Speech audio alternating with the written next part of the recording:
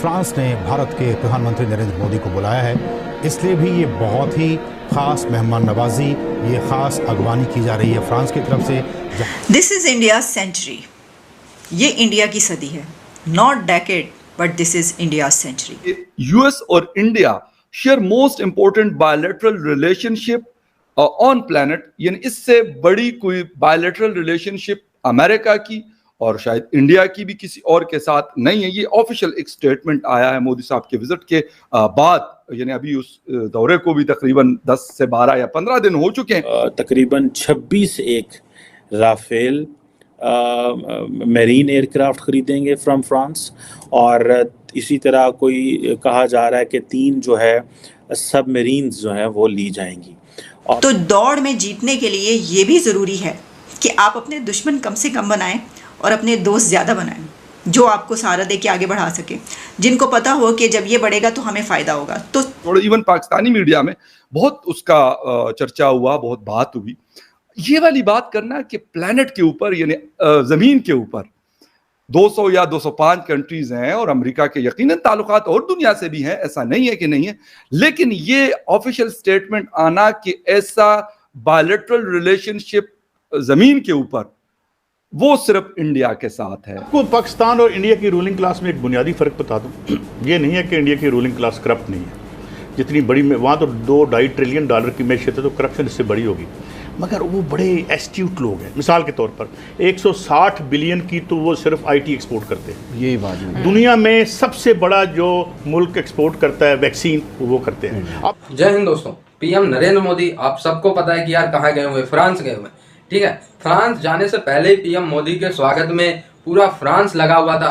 अभी पीएम मोदी पहुंचे हैं तो आप लोग देख सकते हैं कि यार किस गर्मजोशी के साथ पीएम नरेंद्र मोदी का स्वागत किया जा रहा है, ठीक है। पीएम नरेंद्र मोदी जैसे ही एरोप्लेन से फ्रांस पहुंचते हैं तो यार हर फ्रांस का बड़ा छोटा मंत्री उनके स्वागत के लिए आ जाता है। तो यार ये होती है रिस्पेक्ट, ठीक है, जो कि यार पीएम नरेंद्र मोदी ने through out the world earn किया है। और ऐसे ही नहीं यार, इंडिया को विश्व गुरु बनाने के लिए वो निकले हुए हैं, ठीक है। जहां जाते हैं हर कंट्री मोदी मोदी चिल्लाता है, लाखों की संख्या में भीड़ सिर्फ मोदी के समर्थन में आ जाती है, ठीक है। अच्छा, ऐसे ही फ्रांस घूमने टहलने नहीं गए कि यार लोन मांग ले, भीख मांग ले, ठीक है। फ्रांस गए हैं तो यार इंडिया के बेनिफिट्स के लिए गए, लोन मांगने नहीं गए हैं, इंडिया के डिफेंस सेक्टर को मजबूत करने गए, राफेल वगैरह हम लोग खरीद रहे हैं, ठीक है। और साथ ही साथ वहाँ के जो मेन बिजनेसमैन है उससे भी बात हो रही है, और साथ ही साथ यार जो इंडियंस हैं वहाँ पे और जो इंडिया को प्यार करते हैं उन लोगों से भी पीएम मोदी मिलते हैं, ठीक है। यार ये बहुत बड़ी बात है कि जो इंडियंस हैं।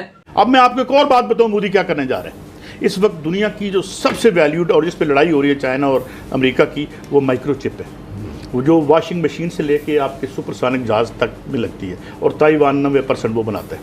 उसमें भी वो जा रहा है मोदी, उसमें इन्वेस्टमेंट करने जा रहा है। बात ये है कि वो खाओ न लैको, पर इतने पैसे तो रखो कि मैक्रो इकोनॉमिक बैलेंस होए। $550 बिलियन वो रख के बैठा है मोदी, हर जगह जुल्म कर रहा है, बर्बादी कर रहा है, मुसलमानों पे हमले कर रहा है, आरएसएस ने वहाँ बेड़ा गर्क किया हुआ है, उधर कश्मीर में बर्बादी कर रहा है। तो मगर ये देखो ना कि मैक्रो इकोनॉमिक बैलेंस रखा हुआ है, वो बैगिंग बाउल लेके जगह जगह टके टके के लिए फिर रहा होता। तो ये नलायकी इन्होंने की है हमारी, जो आपकी जो सिविलियन एस्टेब्लिशमेंट है जो आपकी, इसलिए हम जो है आज वो अभी मेरे साथ थे इशफाक हसन खान साहब, वो कह रहे थे कि मैं आपको फिक्र देने लगा, मैं हैरान रह गया। पिछले 4.5 सालों में रुपए को डिवैल्यू करके $135 बिलियन का नुकसान हुआ इस मुल्क। ये नलायकी है, 135 बिलियन, यानी वो जो वार ऑन टेरर है पूरी, उसमें $200 बिलियन का इंफ्रास्ट्रक्चर बर्बाद हुआ। 100 बिलियन क्लेम किया था, क्लेम किया जाता है कि 200 तक, वो कुछ 100 की बात यार 4.5 साल में। अच्छा, ये आपने 135 बिलियन सिर्फ इसकी कमी में। और आप मुझे माफ कर दीजिएगा, मैं ये बात कहने लगा हूँ, ये जो आपने बिल पास किया था इसका स्टेट बैंक का, ये नहीं करना। स्टेट बैंक का बिल आप पास करते, लेकिन जो स्टेट बैंक का गवर्नर है उसको अकाउंटेबल ही तो बनाते। वो कहते हैं जब ये पास हो रहा था पिछली हुकूमत में, हमने बहुत शोर डाला था कि भाई ठीक है, लेकिन अब स्टेट बैंक का जो वो कहते हैं IMF की ख्वाहिश थी, बाहर ताकतों की ख्वाहिश थी। IMF 190 मुल्कों के साथ कारोबार करते हैं, लेकिन मगर ऐसे नहीं कर रहा। अपने रूल्स होने चाहिए, मतलब he should be accountable to us, he should be accountable to the parliament.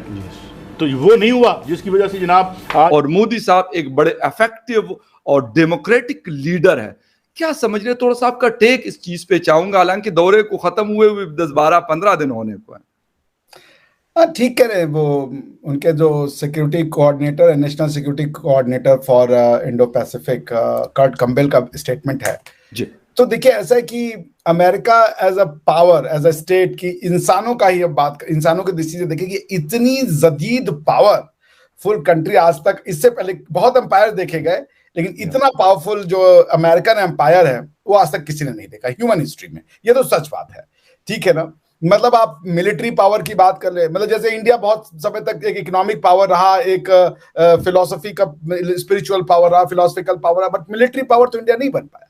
और उसके बाद आप देखें कि अगर आप दूसरा मिलिट्री पावर अगर किसी का होता है तो टर्क्स खो जाता है, सेंट्रल एशियंस खो जाता है। उन्होंने दुनिया को ऊपर मिलिट्री पावर जबरदस्त अपना लोहा मनवाया उन्होंने, लेकिन वो कभी इकोनॉमिक पावर नहीं बन पाए, कभी स्पिरिचुअल पावर या नॉलेज सेंटर का पावर। बिल्कुल ठीक। ये इंसानी इतिहास का अमेरिका पहला ऐसा कोलैबोरेशन है या एक समझ लीजिए अटेम्प्ट है इंसानों का, जिसने इकोनॉमिक, नॉलेज, मिलिट्री, आप जितने तरीके की डिमेंशनल एनालिसिस कर सकते हैं वो नंबर 1 है अमेरिका, इसमें कोई शक नहीं। भाई नासा का प्रोग्राम आज आप सोचिए, अब वो चांद, वो मून तक जा चुके हैं, वो मार्स रोवर उनके उतर चुके हैं, मार्स पे उनकी गाड़ियां घूम रही हैं। हमारी आपकी गाड़ियां जरा सा मोहल्ले में घूम जाए बिल्कुल सही कह रहे हैं, और यहाँ से बैठ के रिमोट से चला रहे हैं, आप सोचिए। बेशक बेशक बिल्कुल सही। ये इंसानी, इसको अमेरिका जो है वो इंसानी अचीवमेंट की मिसाल है, इसको तो मानना पड़ेगा। जैसे शुरू हुआ क्या हुआ एक अलग चीज है, लेकिन अमेरिकन का मतलब पाकिस्तानी सक्सेसफुल, अमेरिकन का मतलब इंडियन सक्सेसफुल, अमेरिकन का मतलब युगांडन, यूरोपियन सब सक्सेसफुल। हालांकि उनकी सोसाइटी में एक व्हाइट सुप्रीमेसिस्ट वाली जो हिंट है वो दिखती है, बट हर सोसाइटी में होगा, उसका कुछ नहीं। बिल्कुल ठीक है। अब आप ये देखें कि India is thriving world power, ठीक है ना। तो अमेरिकन, जिसकी जितनी आबादी होगी दुनिया में उतने ही ज़्यादा वो पोटेंशियल प्रोवाइड कर सकेगा, वो उतना ज़्यादा यूथ दुनिया को दे सकेगा। वो कंट्री जिसकी आबादी सबसे ज़्यादा होगी वो दुनिया के प्रॉब्लम्स की सलूशन पेश कर सकेगा, उसकी टेक्नोलॉजी सबसे ज़्यादा दुनिया में पहुंचेगी, उसकी एजुकेशन को दुनिया सराहेगी और उसके लोग पूरी दुनिया में सबसे ज़्यादा काम करते हुए नज़र आ रहे होंगे। और एक ऐसा कंट्री के जिसकी एजुकेशन IIT से लेकर और दूसरे इदारे, उसकी तारीफ़ दुनिया भर में हो रही है और दुनिया में खपत हो रही हो। एक होता है खपत होना, यानी ये कि आपके पास डिग्री है, दुनिया में कहीं उसकी कोई जॉब वैकेंसी निकली, उसमें आपने किया तो हाँ ठीक है, इस पे जगह है, इनके पास ये वाली डिग्री है, इनको रख लेते हैं। नो, इंडिया की IIT और दूसरे जो उनकी यूथ है वो जब किसी दूसरे कंट्री में जाती है तो उनको डिमांड किया जाता है कि हमें ये चाहिए ताकि वहाँ पे जो पढ़ाया जाता है वो हमें पता चल सके, इनकी कैपेबिलिटी से हम फ़ायदा उठा सकें। ये हो चुका है अब दुनिया में। और इसी के साथ टेक्नोलॉजी, इकॉनमी, आप देखिए कि इस वक्त पूरी दुनिया पर कौन रूल कर रहा है? भारत की यूथ। पूरी दुनिया की टेक कंपनीज़ के CEOs कौन हैं? भारत के नौजवान। और सिर्फ यही नहीं बल्कि उन कंपनीज़ में उनसे नीचे भी काम करने वालों की, जो इंडिया सपोर्टर हैं, उनसे PM मोदी हर देश में जाके मिलते हैं। इसी अदा से यार वो दिल जीत लेते हैं। और सच बताऊं तो यार PM मोदी के नेतृत्व में आज इंडिया बहुत ऊपर आ गया। आज से 10 साल पहले जो इंडिया की छवि विदेशों में थी, मैं सुनता हूँ, मैं देखता हूँ कि यार वो अलग ही लेवल पे अब पहुंच गई। आज कोई विदेश में बोलता है भाई मैं इंडियन हूँ ना, तो बंदा अलग ही रिस्पेक्ट से देखा जाता है।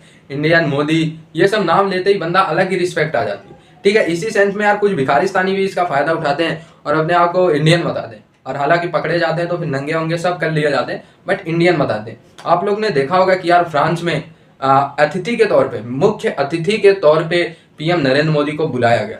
मेरे हिसाब से ये फ्रांस में पहली बार किसी इंडियन प्राइम मिनिस्टर को या किसी इंडियंस को मुख्य अतिथि के तौर पे बुलाया गया। ठीक है, आप लोग गूगल कर लेना, बट ये फैक्ट है। ठीक है, फ्रांस हो चाहे USA हो, इतनी जबरदस्त स्वागत कभी किसी प्राइम मिनिस्टर का हुआ ही नहीं था जिस हिसाब से अब हो रहा है। यार मतलब सच बताऊं तो ये बंदा लेजेंडरी, और जिस हिसाब से इंडिया ग्रो हुआ है इसका पूरा श्रेय जो है PM नरेंद्र मोदी का जाता है। भाई दूसरी तरफ भिखारिस्तान की भी अगर बात कर लें तो यार भिखारिस्तान, ठीक है, IMF, UAE, सऊदी, इन सब से 2-2 बिलियन, 1-1 बिलियन का जो कर्ज मिल रहा है उसे पाके यार ऐसे खुश हो रहे हैं जैसे पूरा जंग जीत लिया है, जैसे सब कुछ इनके हाथ में आ गया हो। ठीक है, चाइना कह रहे चाइना भी कुछ हेल्प करेगा हमारे। यार मंगतो भिखारियों, मतलब यार शर्म कर लो कि तुम भीख पाके खुशी हो रहे हो और इंडिया को मतलब ऐसा बता रहे हो कि यार अब हमारी सारी टेंशन खत्म हो गई है। ठीक है, अबे यार शर्म कर लो, भीख पे जीना बंद कर दो भाई। जब तक भीख पे जीते रहोगे ऐसे ही मतलब बिलबिलाते रहोगे तुम लोग। जुड़े रहे भाई आप हमारे चैनल पे ऐसे वीडियोस के लिए। तब तक के लिए धन्यवाद।